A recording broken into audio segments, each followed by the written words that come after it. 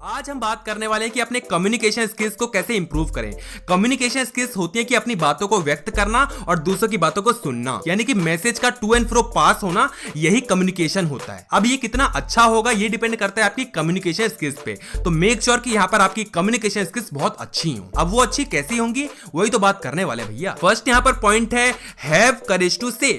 यहाँ पर जो आपके दिमाग में चल रहा है उसको बोलने की हिम्मत रखो, ताकत रखो, दम रखो। अगर आपके पास बहुत अच्छे अच्छे औजार है, बहुत अच्छे अच्छे हथियार हैं, लेकिन आप चलाना ही नहीं जानते तो क्या फायदा। आप कितना ही अच्छा सीख लो कि कैसे कम्युनिकेट करते हैं, कैसे बातें करते हैं, कैसे लोगों को इंप्रेस करते हैं, लेकिन अगर आप बोलोगे ही नहीं तो फायदा कहां है। तो मेक श्योर कि आपके मन में जो भी चीजें आ रही हैं उसको व्यक्त करो। अगर आप क्लासरूम में हो, आपके मन में कोई क्वेश्चन आया है तो उसको पूछो। अगर आप मीटिंग में हो, आपके पास कोई अच्छा आइडिया है तो उसको बोलो। क्वेश्चंस पुट अप करना, अपने डर्स को क्लियर करना, आइडियाज निकालना, ये अच्छी बात होती है। लोग क्या कहेंगे, क्या सोचेंगे, उससे आपको कहां मतलब होना चाहिए। अरे लोगों का काम है सोचना, लोगों का काम है बोलना। भाई तुम्हें क्या लगता है कि लोग बोलना बंद कर देंगे? ऐसा नहीं होता।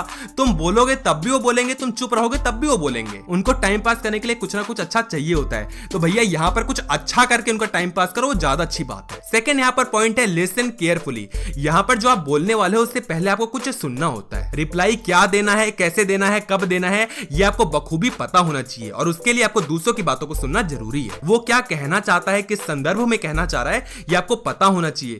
ये नहीं कि भैया वहां पर वो इमोशनल हो रहा है, अपनी कोई कहानी सुना रहे हो, यहाँ पर तुम हंस रहे हो, या वहां पर उसने कोई सरकाज़म मारो, यहाँ पर तुम बुरा मान गए। तो ये चीज गलत है। यहाँ पर आपको समझना पड़ेगा कि वो क्या कहना चाहता है और कैसे कहना चाहता है। उसकी बातों को सुनोगे, उसकी बातों को समझोगे, तभी आप अच्छा बोल पाओगे। और कई बार ऐसा होता है कि कोई हमें कोई बात सुना रहा होता है, कोई कहानी बता रहा होता है, कुछ भी बता रहा होता है, तो हम एक जगह टकटकी लगा के उसकी बातों को सुन रहे होते हैं, ऐसे हम सुन ही रहे हैं। आप बेशक सुन रहे होगे, मैं मानता हूं कि कई लोगों की आदत होती है कि एक जगह देखते रहेंगे और बातों को सुनते रहेंगे, लेकिन सामने वाले को कैसे पता चलेगा? उसको बताओ कि हाँ आप इंटरेस्ट ले रहे हो, ताकि वो और इंटरेस्ट लेके कहानी को सुनाए। तो आपको क्या करना चाहिए कि अपनी मुंडी को हिलाते रहना चाहिए, हाँ करते रहना चाहिए, ताकि सामने वाले को ये लगे कि हाँ आप सच में सुन रहे हो। और आपको सच में सुनना भी चाहिए, क्योंकि अगर आप सुनोगे नहीं तो बोलोगे नहीं, और सुनना और बोलना ही तो कम्युनिकेशन होती है। थर्ड यहाँ पर चीज है प्रैक्टिस।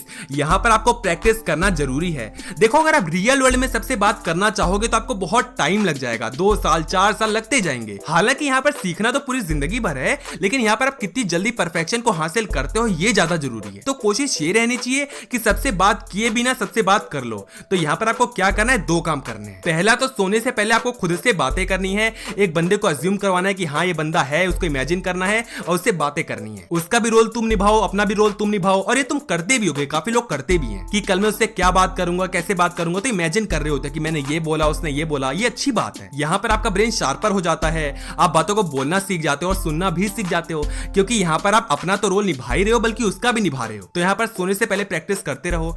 दूसरा तरीका है कि जो भैया आपके फोन में रिकॉर्डर है ना, उसको ऑन करो और कुछ भी बोलने लग जाओ, कुछ भी रैंडमली बोलने लग जाओ, उसको रिकॉर्ड करो, उसको बाद में सुनो। आपको ये पता चल जाएगा कि आप कितना अटक रहे हो, कितना हाँ कर रहे हो, कितना अच्छा बोल रहे हो, कितना गंदा बोल रहे हो। अगर इंप्रूव करने की जरूरत है तो इंप्रूव करो, कहां जरूरत है वो भी देखो। अगर आपको खुद की बातें पसंद नहीं आएंगी तो कोई भी आपकी बातों को पसंद नहीं करेगा। नेक्स्ट पॉइंट है पिच एंड पेस। पिच मतलब कि कितना वॉल्यूम रखना है और पेस मतलब कितनी स्पीड रखनी है। कितना फास्ट बोलना है, कितना स्लो बोलना है, कितना लाउड बोलना है, कितना धीरे बोलना है, ये डिपेंड करता है कि आप किस वक्तव्य में कह रहे हो। उस वर्ड के पीछे, उस सेंटेंस के पीछे इमोशंस क्या हैं।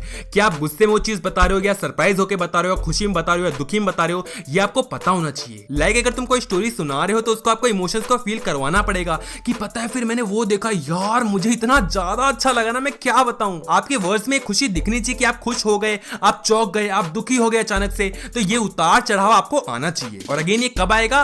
प्रैक्टिस करने से आएगा। जो मैंने आपको रिकॉर्ड करना बताया, जो मैंने आपको ये बताया कि सोने से पहले खुद से बातें करो, ऐसे ही आता है। और किस वर्ड पे कितना एम्फेसाइज करना है ये भी आपको पता होना चाहिए। जो मैंने बोला ना पता होना चाहिए, तो ये मैंने पते पे बताया कि आपको पता होना चाहिए, इसको एम्फेसाइज करवाया। ऐसे ही आपको कुछ वर्ड्स पे एम्फेसाइज करवाना होता है कि तुम ये बात मत करो, तुम्हें तो ये बिल्कुल पता नहीं होना चाहिए। जो हम कहते हैं ना तू मुझे बताएगा, मुझे, तुझे, मुझे, तुम्हें, ये चीज आपको आनी चाहिए। आपको कहां फोकस करवाना है ये चीज आपको पता होना चाहिए। तो यही होता है पिच एंड पेस। नेक्स्ट यहाँ पर पॉइंट है कि आई कांटेक्ट बनाकर रखो। आई कांटेक्ट से क्या होता है कि सामने वाले को इंटरेस्ट ज्यादा आता है, जो मैंने अभी आपको पहले बताया। अगर उसको इंटरेस्ट आएगा तभी वो बातें करेगा, तो उससे आई कांटेक्ट बनाकर रखो। आई कांटेक्ट में क्या होता है कि कई लोग कहते हैं कि मैं आई कांटेक्ट नहीं कर पा रहा, सामने वाले को देखता हूं तो ऐसा लगता है कि उसको घूर रहा हूं, और कई लोग ऐसा करते भी हैं। देखो भाई यहाँ पर घूरना नहीं है। अगर आप आई कांटेक्ट नहीं कर पाए तो उसकी थर्ड आई में देखो। और मैं यहाँ पर एक और चीज ऐड करना चाहूंगा कि यहाँ पर गैप फिलर्स को यूज मत किया करो।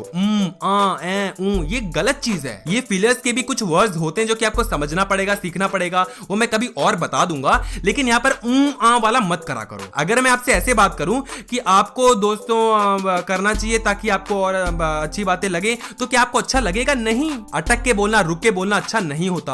अगर आपको लगता है कि आप स्टैमर करते हो तो उसके लिए भाई कोर्सेज होते हैं, उसको अप्लाई करो, उसको लो, उससे बहुत फायदा होता है भैया। आपको नेट पे देखना चाहिए, सीखना चाहिए, समझना चाहिए, बहुत फायदा होता है। और पहली बात तो कि गैप फिलर नहीं होता कि मैं कर रहा था और तो ये ना गैप फिलर थोड़ी है। गैप फिलर हो गए जैसे कि हो गया लाइक, जैसे कि यू नो, हमें करते रहना चाहिए। एंड यू नो कि अगर हम ये नहीं करेंगे तो ज्यादा फायदा नहीं होगा, तो कई बार हमें करते रहना चाहिए और कई बार नहीं भी होता है। एंड यू नो कि हमें प्रैक्टिस करते रहने पड़ता है। तो ये जो यू नो यूज करा ना, ये होता है गैप फिलर। और ऐसे ही होता है लाइक कि आपको गैप फिलर्स यूज करने चाहिए। अगर आप गैप फिलर यूज नहीं करोगे तो लोगों को अच्छा नहीं लगेगा, लाइक को बोलेंगे मुझे अच्छा नहीं लग रहा। एंड कई बार होता है ना लाइक कि तुम कहते हो कि भाई मुझे ये पसंद नहीं है, वो पसंद नहीं है, तो जो मैं लाइक बोल रहा हूँ, यू नो बोल रहा हूँ ना, ये होते हैं गैप फिलर्स। और ठगने को गैप फिलर नहीं कहते हैं, उसके लिए अलग अलग वर्ड्स होते हैं जो कि आपको सीखना चाहिए। तो अगर आपको वीडियो अच्छी लगी तो वीडियो को लाइक कर देना। अगर आपको लगता है कि ये वीडियो और लोगों तक जानी चाहिए तो वीडियो को शेयर कर देना। अगर आपको लगता है कि ये चैनल आपको अच्छा लगे तो आपको सब्सक्राइब कर लेना चाहिए। तो भैया नीचे रेड कलर का बटन आएगा, उसको सब्सक्राइब कर लेना। उसके बगल में एक घंटा आता है, उस घंटे को दबाना कतई ना भूलना।